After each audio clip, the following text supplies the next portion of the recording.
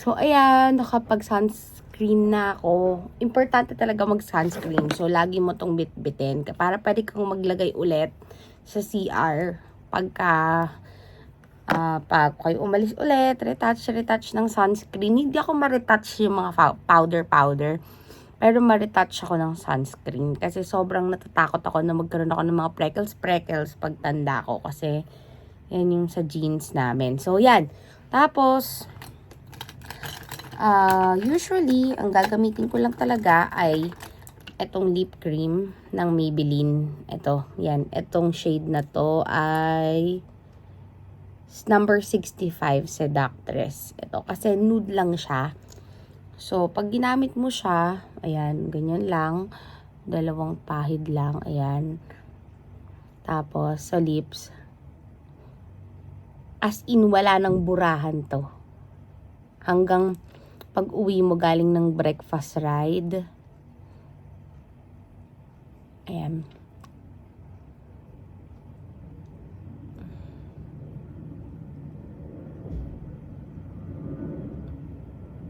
Ayan. Diba? And then, so sobrang ano niya, blendable niya. Ganyan mo lang siya, oh. Pataas lang lagi. Ayan. Pataas lang. Ayan. O, diba? O, anong difference? Diba? Nagmukha na kang fresh. Diba? Hindi siya yung sobrang loud na blush on. Alam mo yun. So, gusto ko siya kasi cream base. Ayan. So, matagal ko nang ginagamit to. Ayan. Ganyan lang. O, diba? So, parang yung peg niya is parang sun-kissed ka lang. Ganyan. Yan. So, ito na yon. Usually, yan na yon. So, hindi na ako masyadong magkikilay or whatever. Kasi nga, usually, naghihilamos din naman ako after.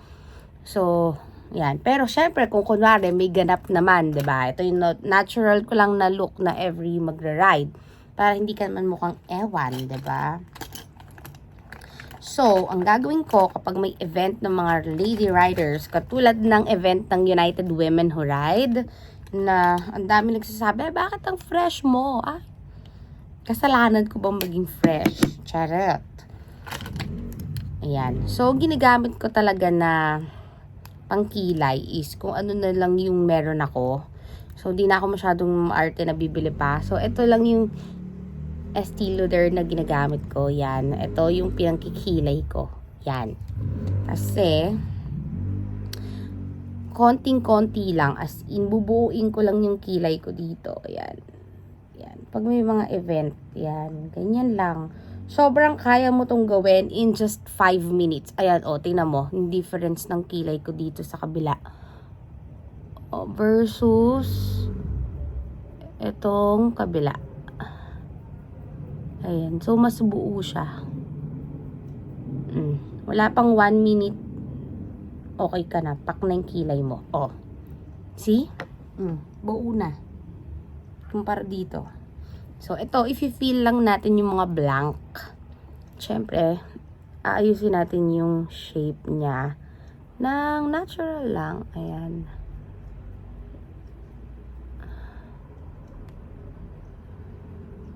Ayan.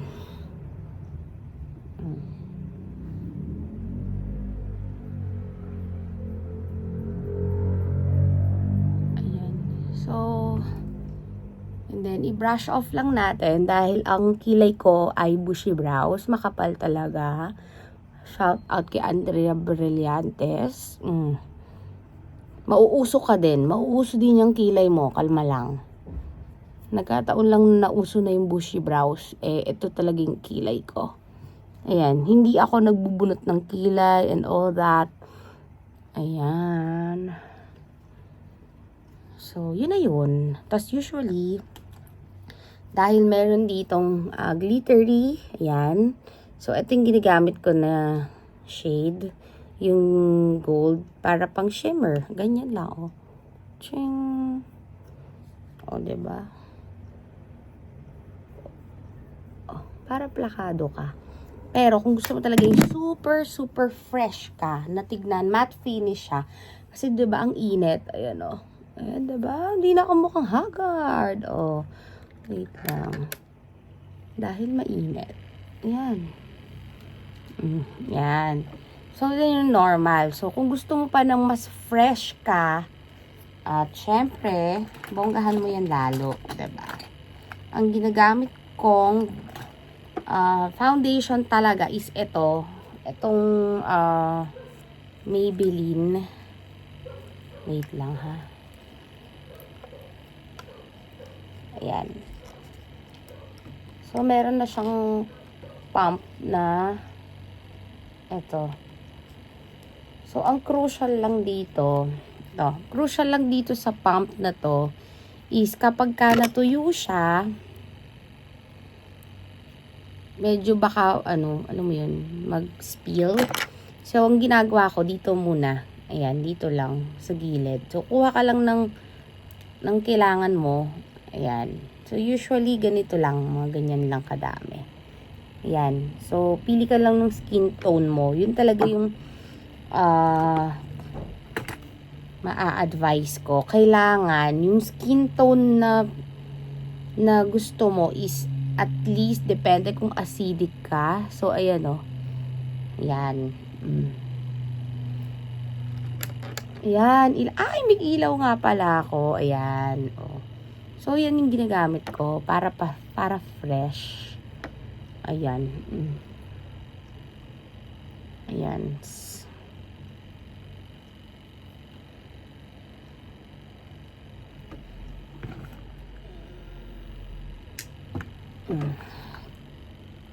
Yan. So, yan. Ito talaga.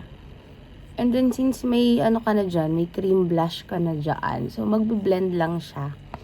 Lagay mo lang siya dun sa mga areas na yung T-zone mo. Sa T-zone mo na lang siya ilagay. Ayan. Pero kung gusto mo yung full pack talaga, pwede din naman. So, ginagamit ko lang talaga yung fingers ko pag nagme-makeup kasi mas gusto ko yung blend niya. Alam mo yon. Mas gusto ko yung blend kapag yung kamay natin kasi mas easy to blend siya. Ayan. So, syempre, lagpasan lang natin yung kilay natin. Ayan. Okay, diba? At ang maganda dito ito lang yung pang everyday ko talaga na as in, alam mo yun, kahit everyday mo gamitin. Cost efficient, mura lang siya. Magkano lang ba to? So, na yun. Ay, wala ng price. Pero I think sa 500 pesos lang. So, alam mo, everyday mo siya gamitin. Fresh ka pa din. Pero, syempre, pagka mga special occasions, ginagamit natin pang malakasan natin mga makeup. Diba? So, pero itong Estee Lauder, ginagamit ko siya pang everyday. Kasi sulit na sulit siya. Alam mo yun. So, hindi mo siya mauubos ng basta-basta. Diba? So, kung gusto mo ng magandang bronzer, highlighter, at yung ginagamit kong kabuki brush. Ayan. In-order ko lang yan online. Oh, ayan. Diba? Pak. Ayan. So, ayan. Fresh ka na, diba? Pero kung gusto mo ng hindi, medyo sobrang nude tong lipstick ko na to. So, kung gusto mo ng ibang shade ng lipstick, ayan. Pili ka lang ng mga preference mo. Ayan.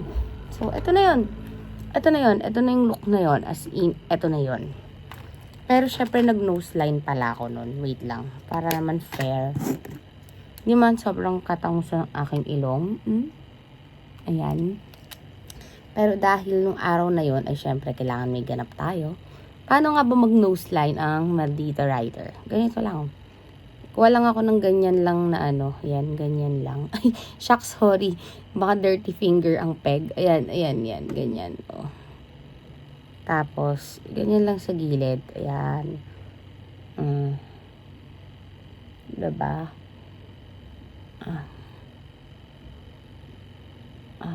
Ayan. Tapos, i-connect mo lang siya dun sa may kilay mo. O, diba? Ayan na. Diba? May effect na.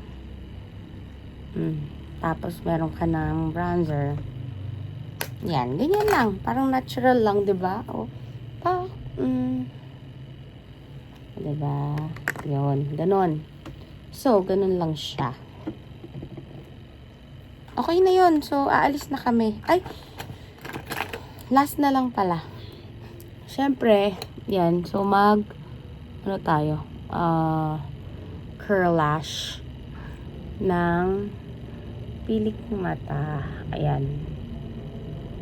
Ayan. So, matagal ka nang ginagamit tong pang curl na to ng lashes.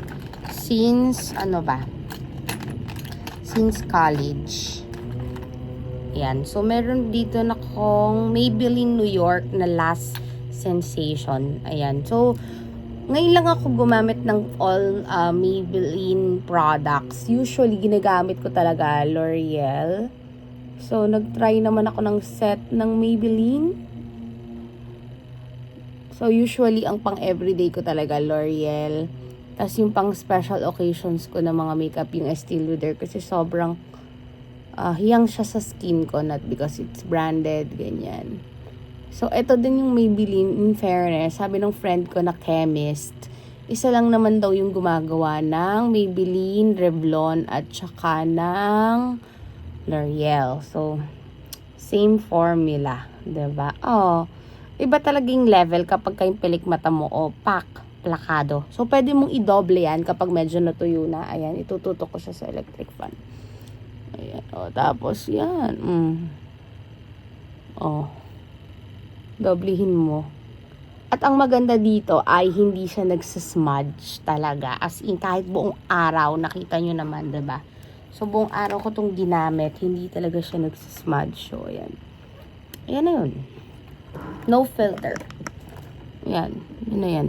That's my makeup look face. So, ito yung may highlighter. Yan. Diba? Nakikita niyo yung effects. Ito yung wala. So, lagyan natin na highlighter. Ang susi talaga para maging fresh ay highlighter. Huwag niyong kalimutan ang highlighter. Ayan. Diba? So, saan nga ba tayo pupunta for today?